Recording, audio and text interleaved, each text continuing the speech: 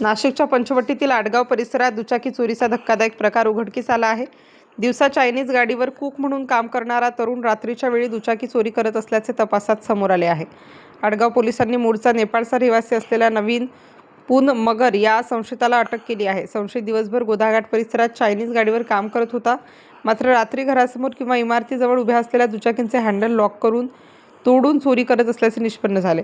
29 जानेवारीपासून चोरी करत असल्याची कबुली आरोपीने दिली आहे. गणेश गोपाल मंदिर परिसरातील घटनेनंतर पोलिसांनी तपासाची चक्रे वेगाने फिरवत संशयिताला ताब्यात घेतले आणि संपूर्ण प्रकार उघडकीस आला. तपोवन परिसरातून 15 फेब्रुवारी रोजी चोरीस गेलेली हिरो कंपनीची मोटारसायकल आरोपीकडून हस्तगत करण्यात आली आहे. त्यांच्यासह आणखी 5 चोरीच्या मोटारसायकलींची माहिती मिळाली असून त्या देखील जप्त करण्यात आलेल्या आहेत. आडगाव पोलिसांनी एकूण 6 मोटारसायकलींसह सुमारे 2,70,000 रुपयांचा मुद्देमाल हस्तगत केला आहे. आरोपीला आज न्यायालयासमोर हजर करून पोलीस कोठडी रिमांडची मागणी करण्यात येणार आहे.